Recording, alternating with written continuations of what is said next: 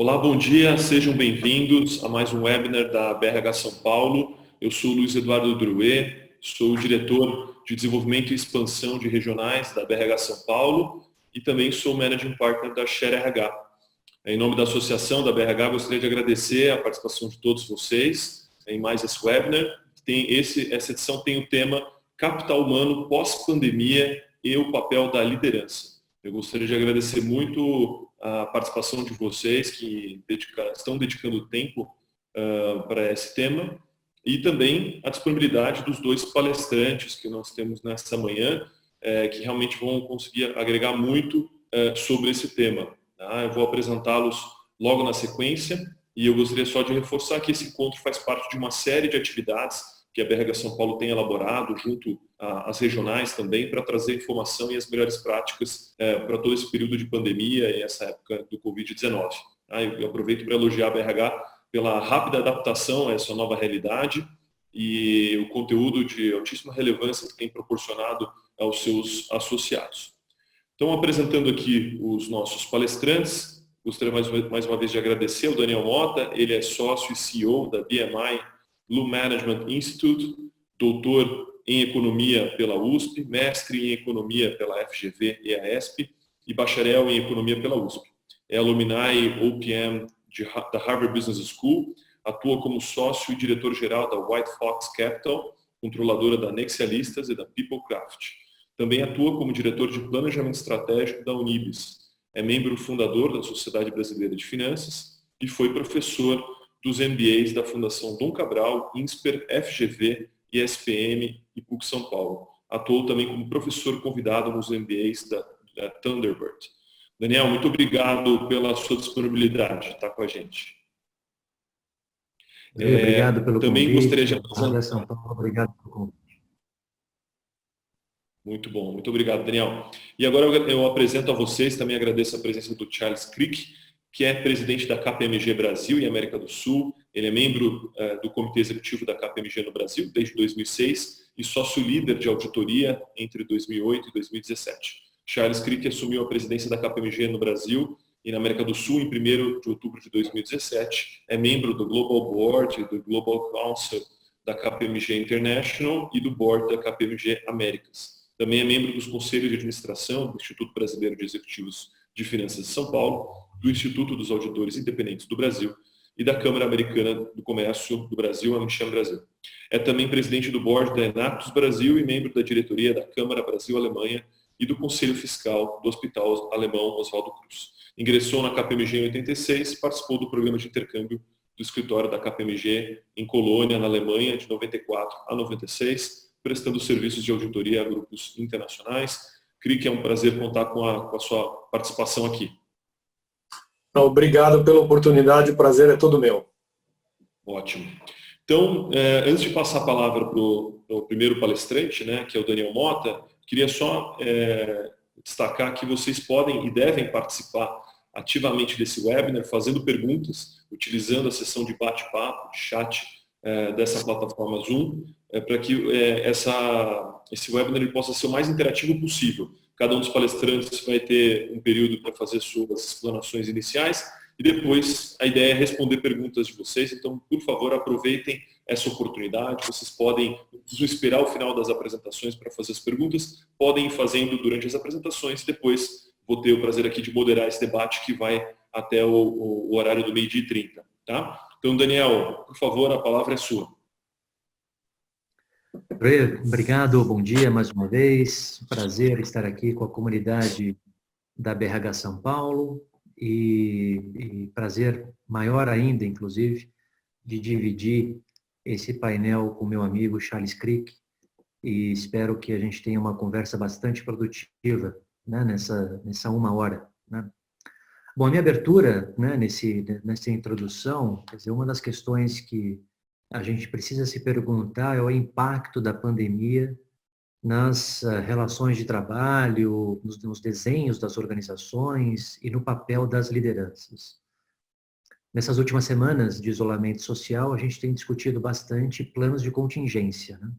Como coloca as pessoas de forma segura em casa, como trabalha as questões de vulnerabilidade social dentro e fora da organização, como trabalha a segurança, né?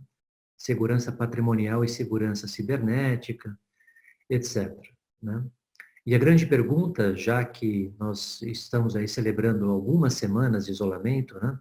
E o que provavelmente vai acontecer é que esse isolamento ele será relaxado nas próximas semanas e eventualmente até possa voltar, né? Em algum momento, se o vírus propagar rapidamente mais uma vez, é como a gente volta, né? O que será que é estruturante e o que será que foi conjuntural para o ambiente adverso que vivemos, tá? Então, eu gostaria, de uma forma organizada aqui, do pensamento, colocar 5 principais questões que, na minha visão, a forma como eu estudo as organizações, podem ser um destaque, tá? Mais estruturante, tá, Drew? Menos conjuntural, tá? A primeira são redesenhos das organizações, né? Eu vou usar aqui uma metáfora, né? Quer dizer, redesenhos minimalistas das organizações, em contraposição a desenhos mais concretos e barrocos, digamos assim, né? O que as organizações estão pensando, estão realizando, na verdade, é que é possível realizar tanto quanto antes com estruturas menores, mais enxutas, mais colaborativas, menos hierárquicas, menos camadas de controle, etc. Isso deve ter um impacto brutal no redesenho das organizações daqui para frente, tá? Então, esse é o primeiro ponto que eu acho que é estruturante.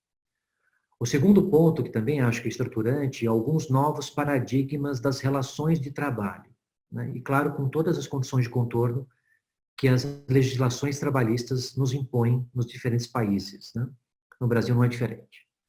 Mas, sem falar de legislação no nosso webinar, esses novos paradigmas de trabalho combinando 3 coisas. Primeiro, trabalhos cada vez mais por jornadas e não por processos. Trabalhos cada vez mais fluidos e não hierárquicos por job description. E trabalhos em ecossistemas e menos especialistas. O mundo do trabalho mais colaborativo, mais integrado, mais fluido e mais focado em missões. Então, isso eu também acho, André, que é estruturante. Não é uma novidade, na verdade, mas é algo que deve se intensificar porque a gente está trabalhando neste modus operandi e vendo que funciona, tá?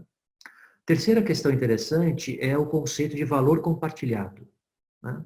O capitalismo, ele é o melhor sistema, eu falo como economista, é o melhor sistema que foi inventado pela humanidade, né? Ele é muito mais justo do que outras alternativas que foram comparáveis ao modelo capitalista. Só que ele tem externalidades negativas, né? Algumas são ambientais, outras são sociais, né? E o que a gente está vivendo na pandemia é um aumento do altruísmo, da solidariedade, da filantropia. E no mundo corporativo, a responsabilidade social, e quando a gente fala de responsabilidade social, de justiça social, isso não pode ser confundido com uma agenda de marketing, né? Isso é, de fato, cuidar de vulneráveis. E que toda a sociedade tem, a sociedade brasileira não é diferente. Portanto, o que eu acho que é estruturante? Acho que é estruturante o conceito de valor compartilhado nas organizações e menos focado na entrega do resultado do mês ou do trimestre para o acionista. Então, acho que essa é a terceira. A quarta questão que eu colocaria é a maior vulnerabilidade mental, emocional das pessoas. Nós já estamos vivendo numa sociedade muito doente mentalmente. A gente sabe que ansiedade, depressão, burnout são causas hoje de absenteísmo nas companhias. É o mal no século XXI, né? E a gente nós estamos vivendo um período de absoluta vulnerabilidade, porque hoje a gente está no modo sobrevivência, né? Será que eu vou perder o emprego? Será que minha renda familiar? Será que eu vou pagar a escola dos meus filhos? Será que eu vou ficar doente? Será que eu vou perder meus pais? Esse modo mentalmente é muito opressor, né? E isso aumentou o processo de insanidade mental, né? Portanto, eu acho que a gente vai sair daqui mais vulnerável mentalmente, emocionalmente, mais do que já estávamos. E a quinta e última é a questão da individualidade, né? Dessa individualidade que no mundo ocidental, menos no mundo oriental, ela é muito cara, ela é muito preservada e valorizada pelo indivíduo. A sociedade está convidando o governo para cuidar mais da vida dela, né? Por exemplo, monitoramento de saúde. Se vocês pensarem assim, antes da pandemia, quem de nós aqui daria acesso aos nossos próprios dados para sermos monitorados por um Big Brother para saber se a gente está com gripe ou está sem gripe? Isso talvez mude, ou seja, as pessoas, em geral, na sociedade, talvez estejam mais favoráveis. Isso já é realidade no mundo oriental, tá? China, por exemplo. Mas as pessoas do mundo ocidental, mais favoráveis a serem monitoradas pelo governo, por entidades multilaterais, etc. E as empresas também. Então, acho que a gente vai viver de forma estruturante, Drew, um monitoramento mais próximo das pessoas e das nossas vidas. Tá? Isso vai mudar um pouquinho os paradigmas de viver.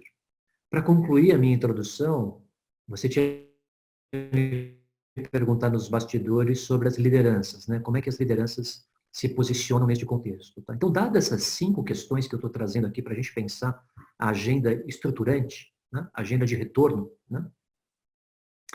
No caso de lideranças, eu gostaria também de salientar 5 pontos importantes, que também não são novidades, tá? Mas eu, como alguém que dedica a vida a estudar e desenvolver lideranças, posso aqui dar minha pequena contribuição. Tá? A primeira é um convite para a integridade. Tá? Crises extremas, e a gente está vivendo uma crise extrema. Essa é a pior crise que a nossa geração, aliás, as gerações que estão vivas, viveram. Alguns estão comparando esta crise com o pior que a Segunda Guerra Mundial, ou pior que a quebra da Bolsa de 29. Tá? O convite, às vezes, é a gente passar da linha, né?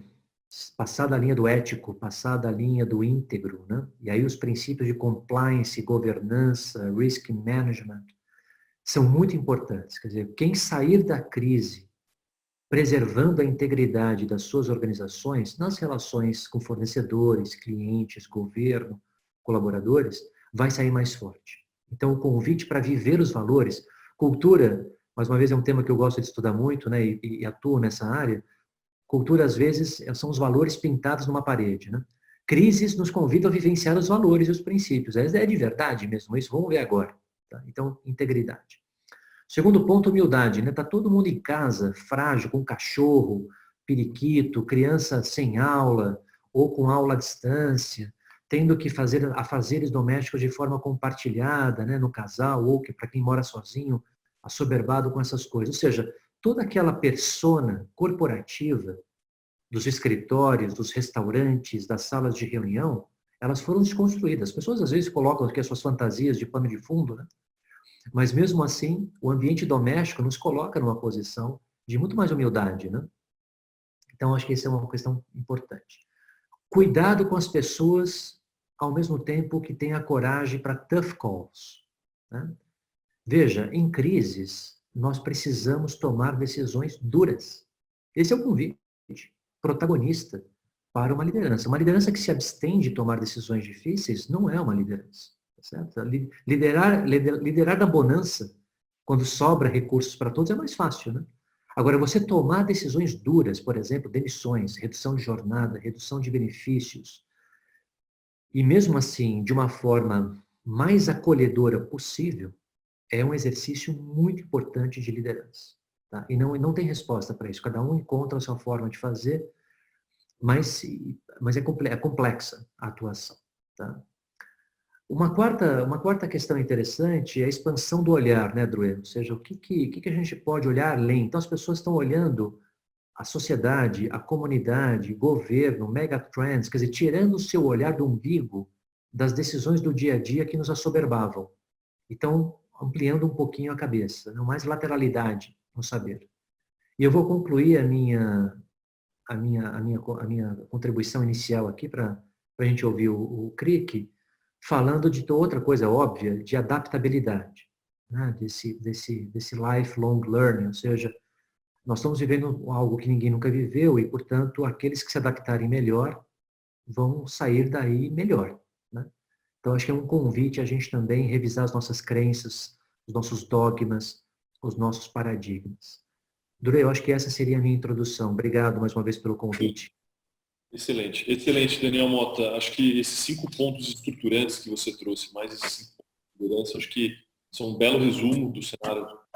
Com certeza vão inspirar muitas perguntas, eu já vi que tem algumas chegando. Reforço mais uma vez a oportunidade de vocês aproveitarem essas duas grandes figuras, né? E passo a palavra agora para o Charles Crick para ele fazer a sua apresentação inicial e logo mais a gente volta para a nossa sessão de perguntas e respostas.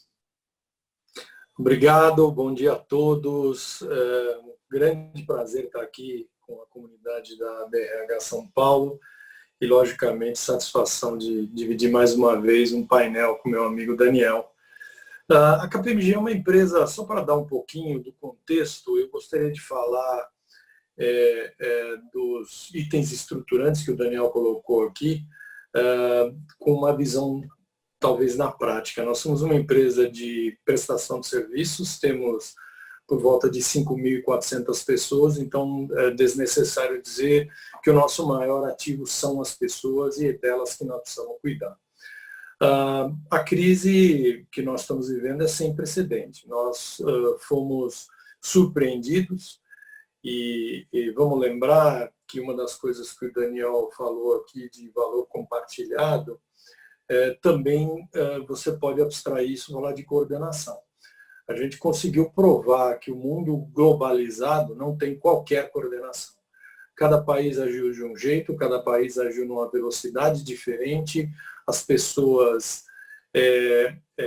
se estruturaram e se organizaram de forma diferente, alguns subestimando, alguns superestimando, e a grande escolha de Sofia que nós tivemos nessa história toda até agora é como fazer o balanço correto entre a saúde e a vida e a economia. É disso que nós estamos falando hoje, e aí o Daniel colocou muito bem a individualidade versus a coletividade. Primeira coisa que nós decidimos, nós criamos um comitê de crise pandêmica, é um comitê que se reúne, logicamente, de forma virtual todo dia para discutir todos os assuntos relacionados à crise. Como todos, nós não tivemos muito tempo para preparar o isolamento, o lockdown, e nós não podemos deixar passar a oportunidade que nós temos agora de preparar a volta. Eu acho que essa é uma grande mensagem que eu quero dizer aqui. A preparação da volta, para mim, ela é fundamental. E a estratégia para fazer isso, ela precisa ser aos poucos, ela precisa considerar uma série de coisas. E talvez a primeira que eu queria desmistificar, e nós falamos até um pouco antes de começar esse nosso bate-papo aqui, que algumas pessoas creem firmemente que o lugar que elas estão sentadas muda a economia. Eu temo dizer aqui que não. O fato de eu estar sentado aqui no meu escritório, na minha casa, e mudar para a minha mesa na KPMG, não muda absolutamente nada na economia. O que nós precisamos é assegurar que a gente tem uma volta que assegure que a economia, o consumo das famílias, a disponibilidade de crédito volte. Mesmo porque o Daniel colocou um item aqui que para mim é fundamental, nós não vamos voltar igual. Quem vai ser o primeiro que vai entrar num avião para viajar? Quem vai ser o primeiro que vai a um teatro? Quem vai ser o primeiro que vai a um cinema? Eu arrisco dizer que enquanto não tivermos um remédio eficaz ou uma vacina, melhor ainda, eu entendo que esse mundo não será mais o mesmo. E quando nós falamos disso, o que nós estamos pregando na KPMG é voltar sim, e na verdade o estresse é que a gente transformou o nosso lar em local de trabalho, e ninguém estava acostumado com isso. No momento onde a gente tem a possibilidade de continuar trabalhando remotamente, se isto for possível, não é possível para todos, mas poder sair, poder tomar um drink, poder encontrar um amigo, poder ir a um shopping, poder comprar alguma coisa, isso já vai aliviar bastante o estresse do dia a dia.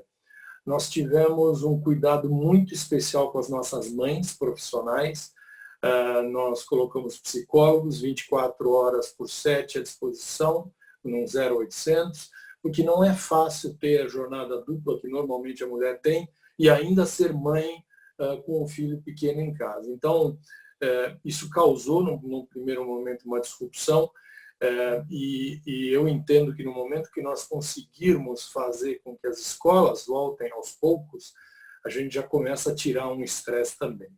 E fazer aos poucos é muito importante. E o papel do líder, que você começou dizendo, para mim também é fundamental. E líder não é uma pessoa, líder são todas as pessoas que lideram times, né? Que lideram equipes. E aí eu acho que a primeira mensagem que eu gostaria de dizer aqui, que nós estamos trabalhando, é a positividade. Nós precisamos promover positividade, tranquilidade, presença de espírito para esta volta. Ela será tão complicada, ou talvez mais complicada, que o lockdown. Comunicação aqui é fundamental.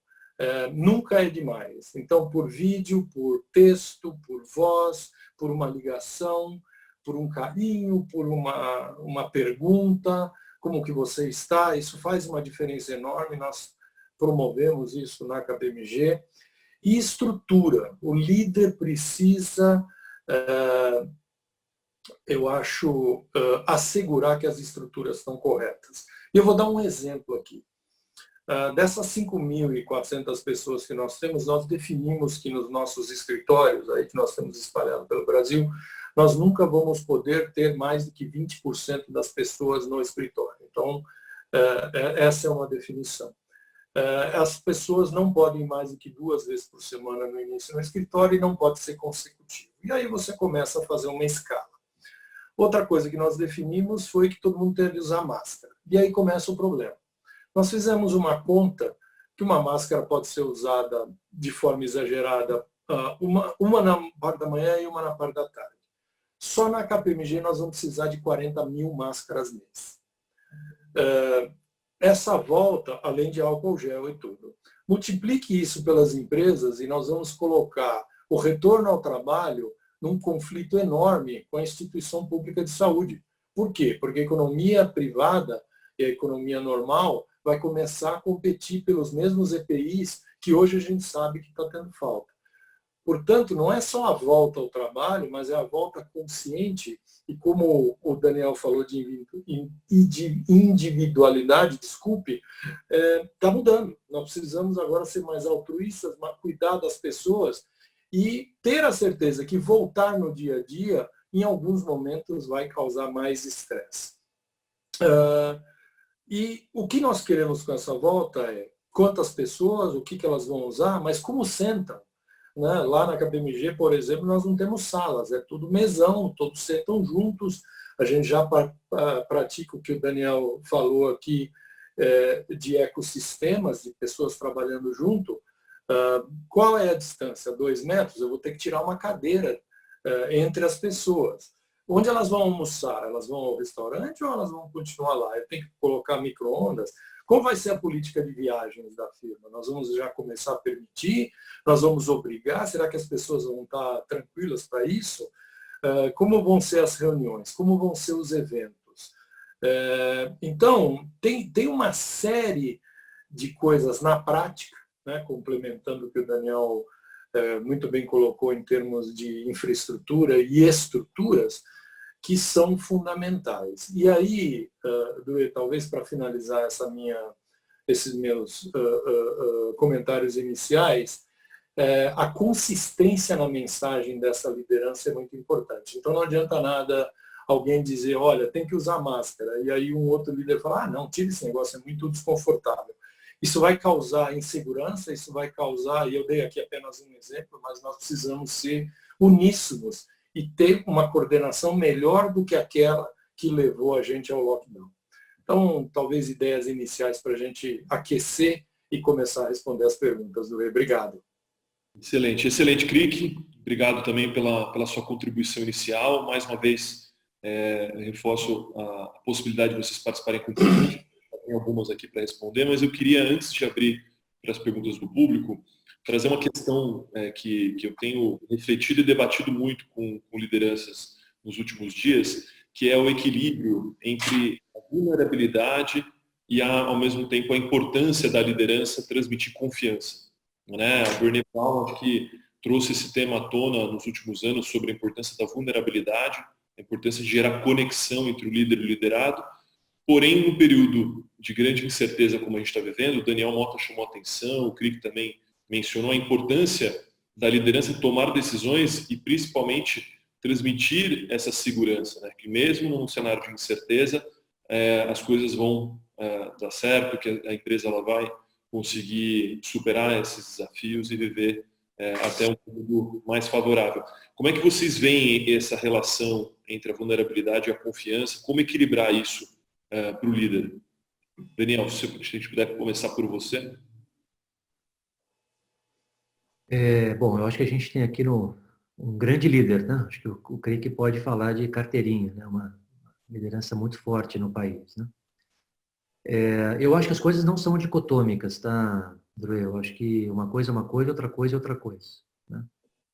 Eu costumo dizer que quem escolhe estar numa posição de liderança, e pode ser liderança da sua família, pode ser liderança do seu bairro, pode ser uma liderança política, uma liderança empresarial, claro. Não tem como alternativa desistir.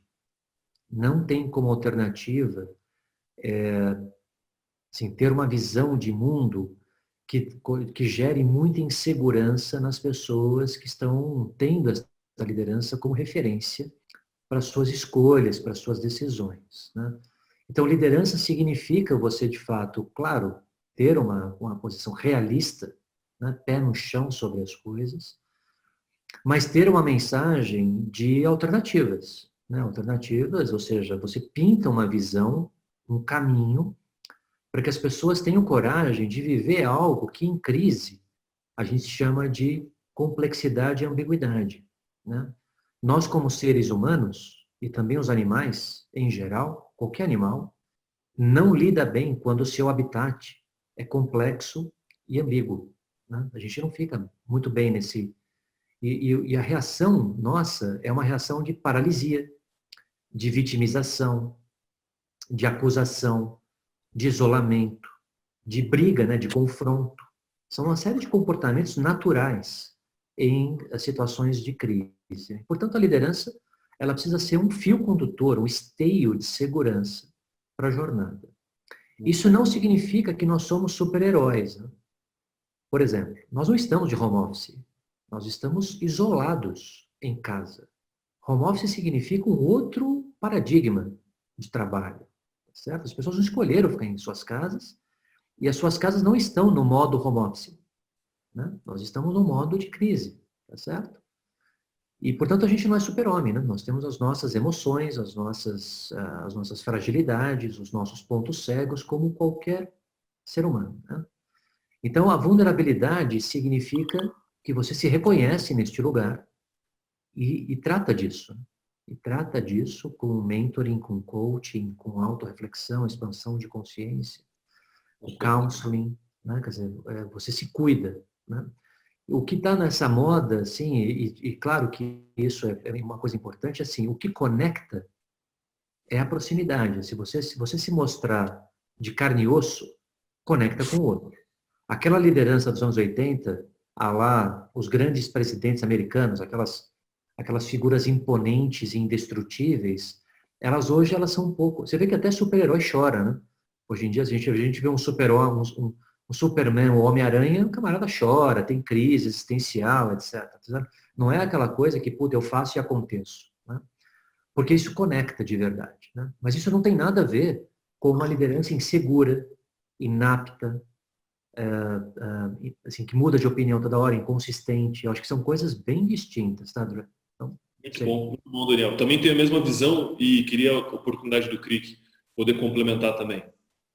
Não, obrigado. Eu concordo 100% com o Daniel. Eu acho que tomar decisões transmite segurança e não vulnerabilidade. Eu queria talvez só adicionar que a falta de decisão mostra talvez indecisão.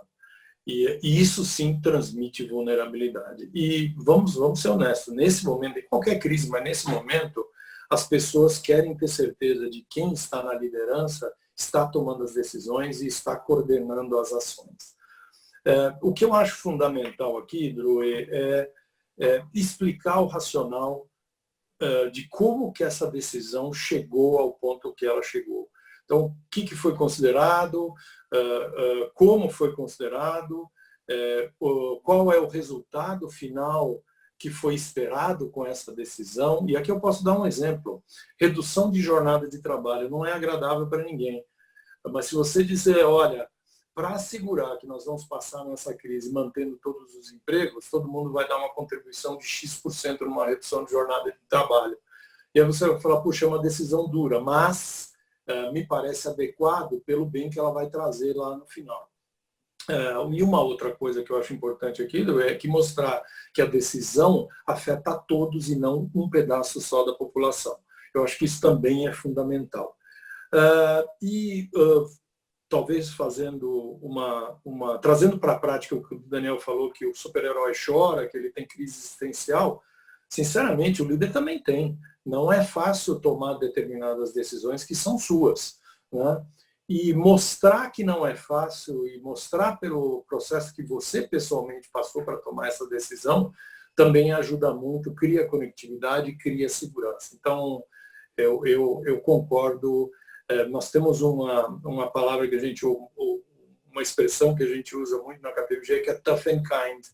Então, você pode ser duro, mas ao mesmo tempo ser gentil. Perfeito, Crick. Acho que resume bem essa expressão que vocês utilizam na KPMG. Bom, estão chegando várias perguntas, eu vou procurar direcionar elas para um de vocês dois, e aí se o outro quiser complementar, obviamente está aberto, tá? Então, okay. O nosso querido Gilberto Sobrinho, que é diretor, membro da diretoria da nossa regional em Campinas, traz a seguinte questão, né? Com o avanço das práticas de home office, será que teremos por parte das lideranças uma necessidade de maior confiança nos colaboradores, redução do microgerenciamento? Crick, como é que vocês têm lidado com isso? Gilberto, excelente pergunta. Eu vou contar uma história talvez até engraçada para vocês. Nós chamamos home office de telecommute. A gente é muito criativo com os nossos nomes, né? Mas o home office nada mais é do que você estar conectado em outro lugar. E há 3 anos atrás, 4 já, nós reformamos, mudamos, na verdade, as nossas instalações. Estamos num prédio muito legal aqui no EZ Tower, com instalações muito modernas, muito confortáveis.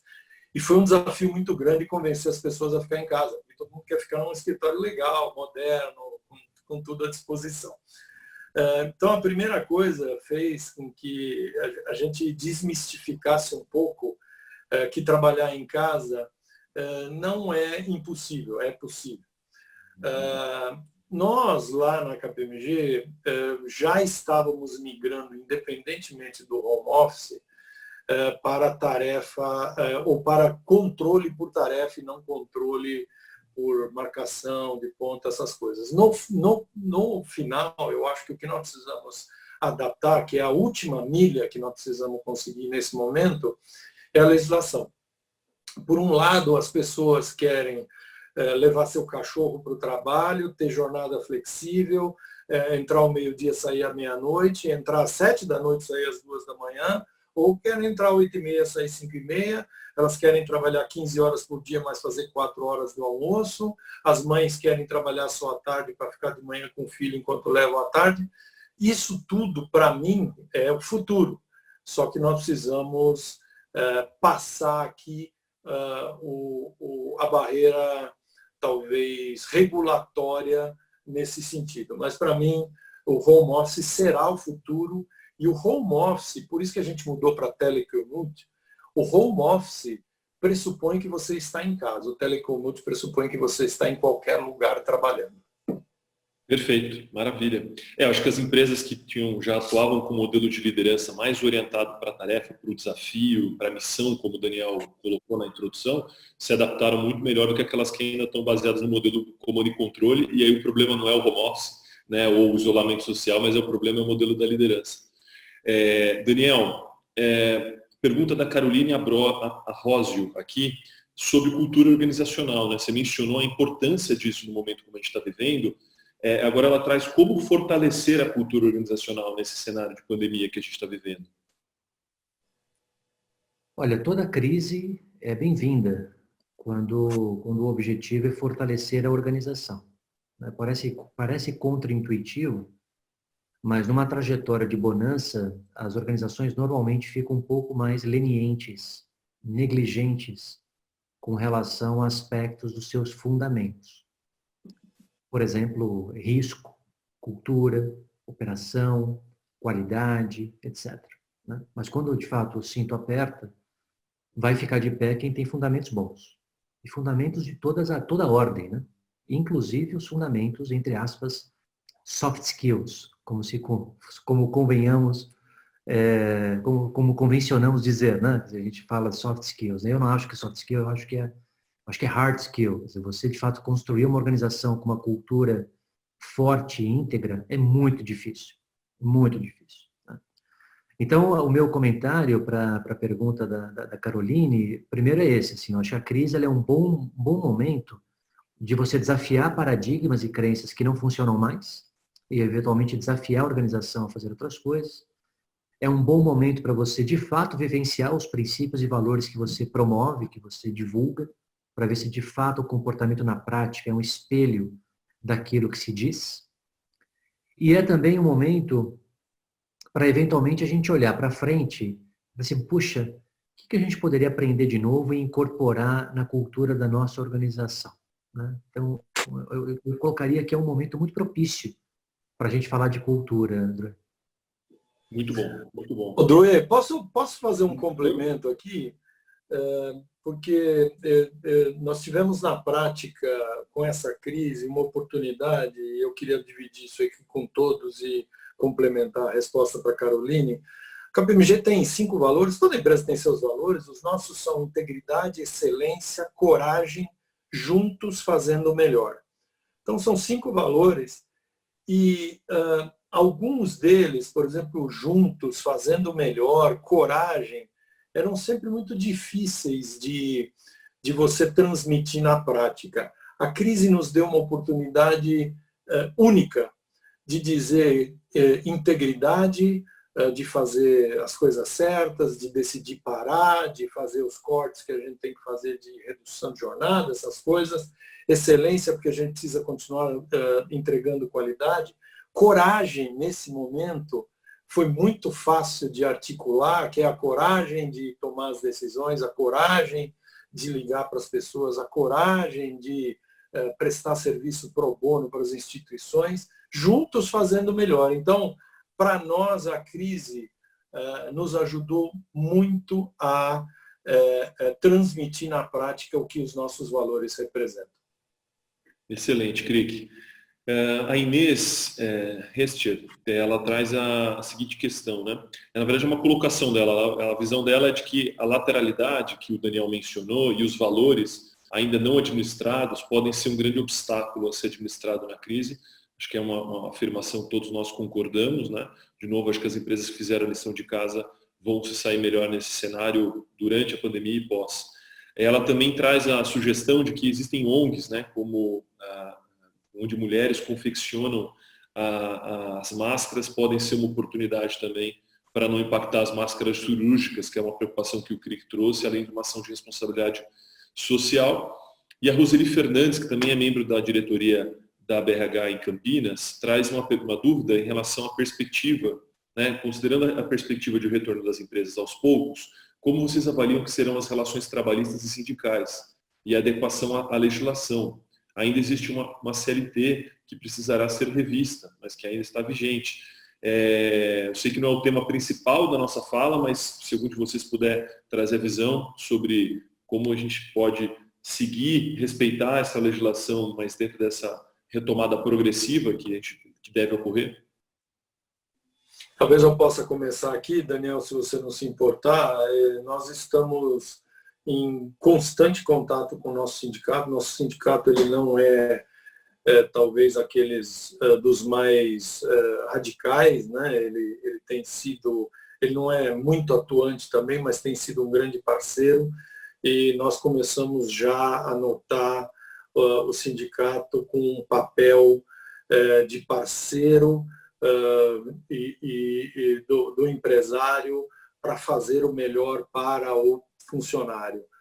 Isso não quer dizer que eles não nos colocam desafios, eu acho que é isso que a gente espera de um sindicato, e se o sindicato não tiver esse papel, ele não tem o motivo da existência dele, mas as nossas relações até esse momento, em termos de crise, tem sido muito boa.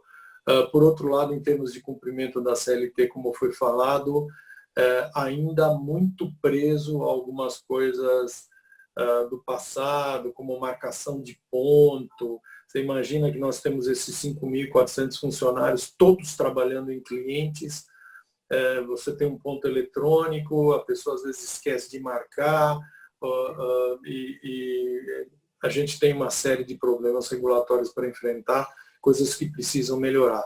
Mas eu sou positivo, eu sou um otimista e eu acho que os sindicatos vão se adaptar e eu acho que a crise vai ajudá-los a chegar nesse meio ponto aí.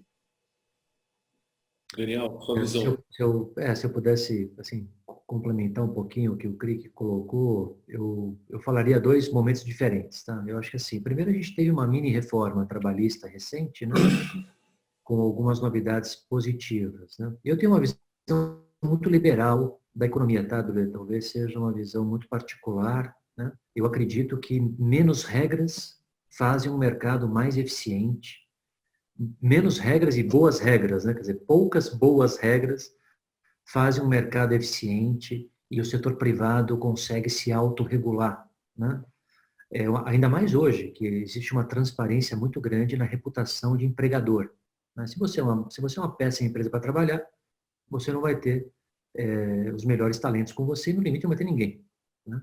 Então, eu tenho uma visão bem liberal dessas questões e me preocupou, na crise, duas questões. Primeiro, a demora do governo federal de rapidamente, essa indecisão, a medida provisória que é cancelada por Twitter, né? Quer dizer, é muito complexo isso. E depois de soltada, nós temos o STF colocando a mesma medida provisória em questionamento, o que leva juízes de primeira instância a eventualmente não acatá-la.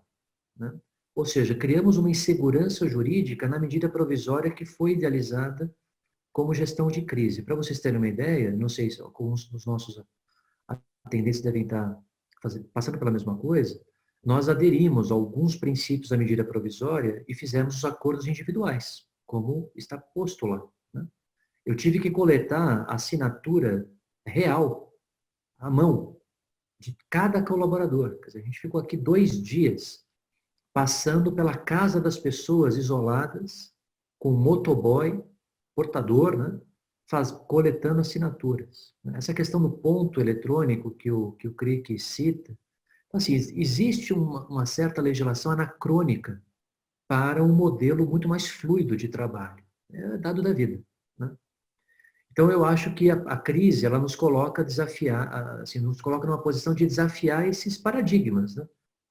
E, portanto, o que o sindicato e a justiça, entre aspas, e o Congresso, enfim, vai trabalhar nesse ponto. Tá? Quem sabe, da mesma forma que teve aquela brincadeira que o coronavírus acelerou o processo de transformação digital nas empresas, né? Muito mais do que qualquer outro movimento, quem sabe essa pandemia também ajuda a acelerar esse processo de modernização das relações de trabalho, da legislação e tudo mais, né? Que acho que é mais do que necessário. Agora uma pergunta para você, Daniel, da Alda Kuznecov, acho que é isso, Alda Kuznecov.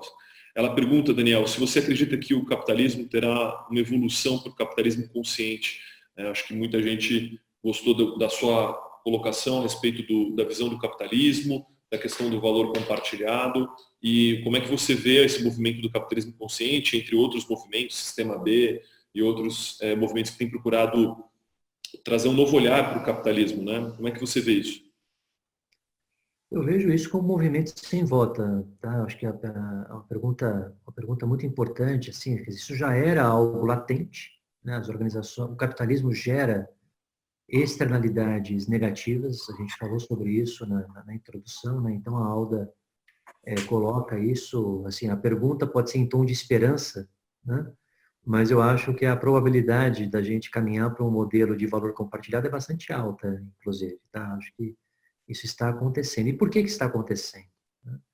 Está acontecendo pelo advento das redes sociais, ou seja, as organizações hoje são muito mais cobradas pelo aquilo que elas fazem e não por aquilo que elas dizem que fazem. Então, existe um nível de escrutínio, de transparência muito forte.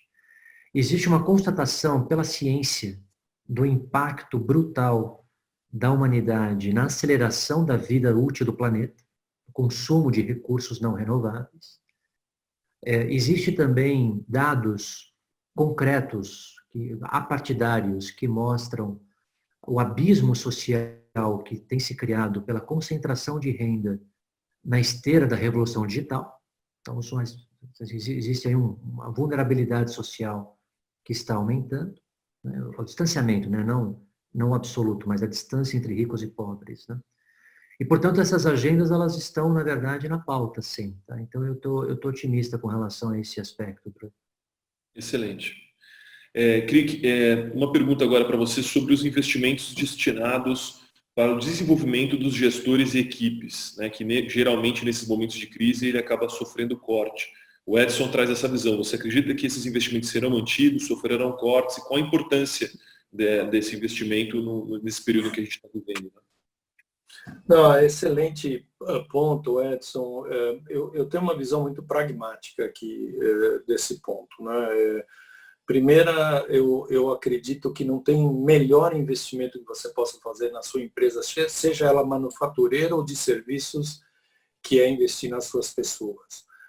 Investir, como o Daniel falou, no soft skill convencionado, mas que na verdade é hard skill, mas também investir no lado técnico. A gente precisa ser mais produtivo, a gente precisa ser mais eficiente, a gente precisa ter mais qualidade e outra, a gente precisa ser mais inteligente para prosperar. Então, para mim, investimento em treinamento é fundamental.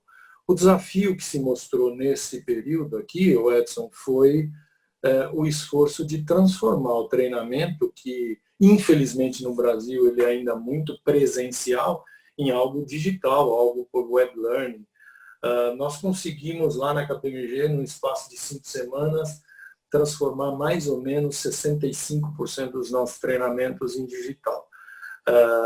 Para falar a verdade, você precisa pesquisar ferramentas que permitam isso. Aqui nós estamos usando uma delas, mas tem diversas ferramentas que você pode usar para transmitir conhecimento. E aí tem um lado sindical, talvez, que é como você avalia a absorção desse treinamento, né? Então tem muita gente que ainda prega fazer uma prova no final, fazer um teste para avaliar o nível de aproveitamento e tudo isso aí a gente vai ter que superar. E por outro lado, Edson, que é na minha visão pragmática, se eu tenho dinheiro para comprar pão ou fazer treinamento, aí eu preciso tomar a decisão dura e comprar pão. Então, nesse momento, eu acho que você precisa estabelecer prioridades. Não adianta nada você fazer treinamento e depois no dia seguinte ter que demitir todo mundo. Então, aqui é muito pragmatismo, na minha opinião. Mas volto a dizer, não existe melhor investimento em qualquer indústria do que investir nas suas pessoas. Cria fidelidade, cria eficiência, cria qualidade, cria uma série de coisas boas quando você investe nisso. Legal. Daniel Mota, qual que é a sua visão sobre o tema? Bom, eu sou suspeito, né, talvez, né, para comentar. Eu trabalho há 20 anos, né, com desenvolvimento de organizações, né? Mas eu concordo com o Crick que a gente está no olho do furacão, e aí tem aquela analogia que quando um avião está com um problema, perde pressão, você primeiro põe a máscara no adulto para depois colocar na criança, né? E essa é uma analogia interessante que eu vi, acho que essa semana, inclusive. Ou seja, primeiro cuida da empresa, mantenha saudável, com chance de sobrevivência e protagonismo depois que a crise passar. E depois, vamos cuidar de outros aspectos que podem esperar um pouco mais, né? Então, assim, o que tem acontecido, na verdade, é uma retração brutal em todas as despesas não recorrentes e investimentos também, né? Investimento de capital. Nós estamos falando de treinamento aqui, mas investimento de capital, né? Quer dizer, projetos grandes sendo adiados, né? Eu tenho uma preocupação apenas, tá? Eu acho que as grandes companhias, elas têm uma responsabilidade importante, também as médias, mas principalmente as grandes, de manterem as suas cadeias produtivas vivas. Então, de nada adianta uma grande companhia se encastelar no seu próprio caixa e destruir, causar uma ruptura em toda a cadeia de valor que a cerca, né? Então, assim, tem um certo, sabe, esse é um trade-off. Quanto que eu preservo aqui, mas eu deixo vivo o sistema, né? Acho que esse é um ponto importante nas mesas. Mas acho que tem a visão, de novo, do ecossistema, né? Do valor compartilhado, né? O movimento Não Demita, um movimento super importante, inclusive conta com o apoio da BRH São Paulo, para aquelas empresas que podem aderir ao movimento naturalmente, porque tem outras que foram profundamente impactadas e precisam lutar pela sua sobrevivência. Mas acho que junto com o movimento Não Demita é o movimento do relacionamento com os fornecedores, né? Não corte, não deixe de pagar, quer dizer, os seus fornecedores, porque senão se impacta a cadeia toda.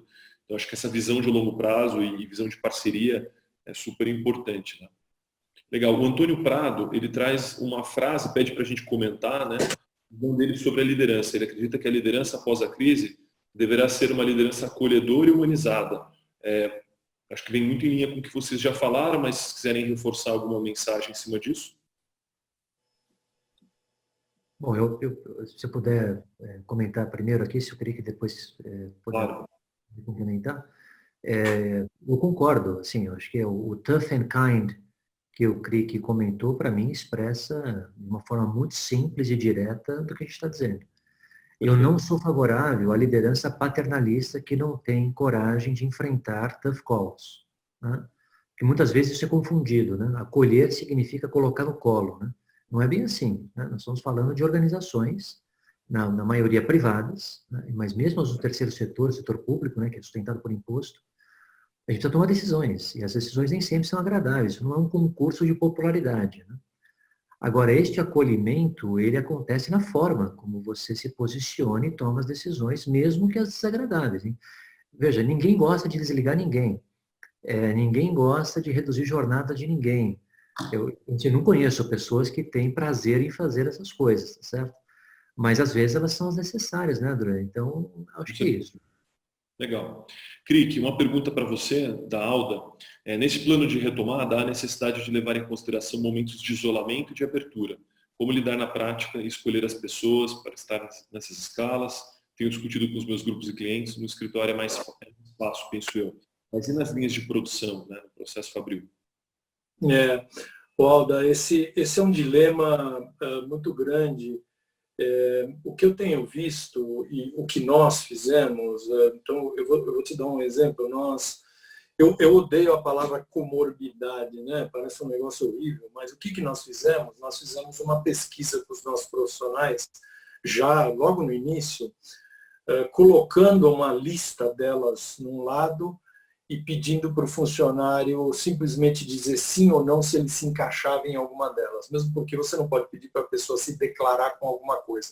Então colocamos lá diabetes, pressão alta, asma, câncer, todas elas, e dizer, você tem alguma delas, sim ou não? O que aconteceu? Essas pessoas, na lista do retorno, Alda, estão por último ou não retorno, até chegar a vacina. O que nós precisamos, e aí eu vou para o comentário do Antônio Prado, da liderança acolhedora, nós precisamos talvez tomar a decisão dura e dizer para essas pessoas que elas não vão voltar, mas dizer por que elas não vão voltar, porque nós estamos preocupados com elas e essas coisas. Numa linha de produção, muito complicado. Às vezes você só tem 10 torneiros mecânicos, você não tem 50 torneiros mecânicos. E aí você vai ter que fazer escalas, você vai ter que mudar ferramentas de lugar, talvez.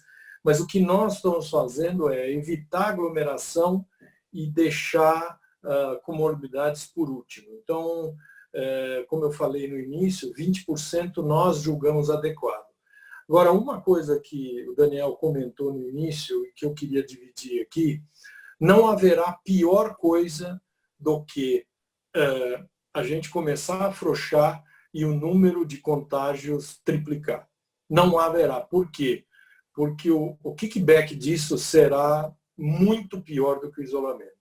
E aí sim, todo mundo vai ter medo de voltar. E basta você ter uma pessoa na sua empresa, nós com essas 5.400 pessoas, desculpa, tivemos logicamente vários contágios, mas felizmente até agora nenhuma fatalidade. Infelizmente tivemos sim membros das famílias dos nossos profissionais que tiveram fatalidades, mas basta acontecer uma coisa dessa, de uma pessoa não resistir, que você acaba com todo o seu retorno. Então, por isso, a responsabilidade do retorno, para mim, é muito grande. Legal. A gente está chegando no final do nosso tempo. Eu vou pedir uma última pergunta para o Daniel e depois as considerações finais de cada um de vocês, começando pelo Crick, depois o Daniel também. Daniel, o Marcelo Pirani pergunta aqui, essas ações altruístas são momentâneas ou, na sua visão, permanecerão de alguma forma no pós-Covid? Eu acho que, claro, que a intensidade delas no contexto atual é maior, né? Mudança de comportamento humano é um negócio que leva tempo, né? Mas eu acho que é um despertar, né? É um despertar de consciência para pessoas que não estavam atentas a isso. Então, algum eco, além da crise, deve existir. Mas, de verdade, eu acho que nessa intensidade é circunstancial. Legal, muito bom. Infelizmente a gente não vai ter tempo, né, até para respeitar o horário e a gente conseguir terminar no 12h30 em ponto. Eu queria agora passar a palavra para o Crick, depois para o Daniel, para as considerações finais, a mensagem que vocês deixam para a nossa audiência. A gente tem mais de 100 pessoas acompanhando aqui o nosso webinar e depois esse material vai ficar disponível também no nosso canal do YouTube, então muitas pessoas vão poder assistir. Então a mensagem de vocês, Crick, por favor. Bom, primeiro agradecer e dizer que, além de ter sido um prazer participar, eu aprendi muito, como sempre, com as perguntas, com o Daniel, com tudo que nós estamos discutindo aqui. Eu entendo que, da mesma forma que essa crise veio, ela irá. Nós vamos ter retorno. O que a maioria dos economistas de bancos estão dizendo é que a gente tem uma retração de economia esse ano, com todos os impactos humanos que a gente está tendo, mas que ela vai ser compensada em 2021 com grande crescimento e tudo mais. Eu queria só dizer que a liderança acolhedora e humanizada, como nós falamos aqui, como o Daniel colocou muito bem, sem paternalismo, ela é importante nesse momento, mas ela vai gerar frutos por muito tempo. As pessoas, depois dessa crise, o mercado vai voltar ao normal, as pessoas vão receber propostas de emprego, as pessoas vão mudar de posições, mas elas nunca vão esquecer do momento onde elas foram tratadas com respeito, com dignidade, com transparência e de forma humana. Isso vai trazer fidelização e eu acho que as empresas que têm melhor governança, melhor sustentabilidade, menor atuação social, são aquelas que vão atrair os melhores talentos. Então, eu queria novamente só agradecer e dizer que foi um grande prazer participar. Obrigado. Muito obrigado, Crick. Daniel Mota, sua mensagem. Bom, também agradeço, né, o convite, Drew. É prazer aqui estar no painel facilitado por você, com o Crick também, e com as pessoas aqui que dedicaram o tempo delas, né, para nos acompanhar ao vivo. É sempre um prazer, a gente aprende bastante, né, trocando e refletindo sobre as questões, né, que todos nos colocam, né. A minha mensagem final é que, sim, isso também vai passar, né. A gente acaba tomando decisões sempre de forma equivocada, né. Quando está tudo bem, a gente acha que sempre vai ficar tudo bem. Quando está tudo muito desafiador, a gente acha que tudo sempre vai ficar desafiador. E a vida não é assim, né? A vida são espirais de ciclos de altos e baixos, né? E, portanto, isso também vai passar. Espero que as grandes organizações, as médias, as pequenas, consigam manter o seu protagonismo na economia brasileira. Muito bom, Daniel. Muito obrigado, Charles Crick. Muito obrigado, Daniel Mota. Eu gostaria também de agradecer aos patrocinadores de gestão da BRH São Paulo, que são a Consiga Mais, a Laureate, a Lee Hatch Harrison, McDonald's, MetLife, ProPay e Santander. São empresas que acreditam na causa da BRH e investem para que a BRH possa ampliar a sua atuação. Gostaria também de agradecer muito aos associados da BRH. Acho que é um momento de suma importância das pessoas continuarem participando ativamente das suas associações. Eu acho que a BRH é a casa do profissional de RH, da comunidade de recursos humanos. Então, aqueles que não conhecem ainda o trabalho da BRH, é uma oportunidade de vocês conhecerem, façam contato com a equipe da BRH através do site. Vai ser um prazer poder apresentar para vocês todos os benefícios em se tornar um associado da BRH. E, mais uma vez, continue acompanhando esse trabalho relevante que a BRH tem desenvolvido. Muito obrigado e até a próxima. Tchau, gente. Tchau.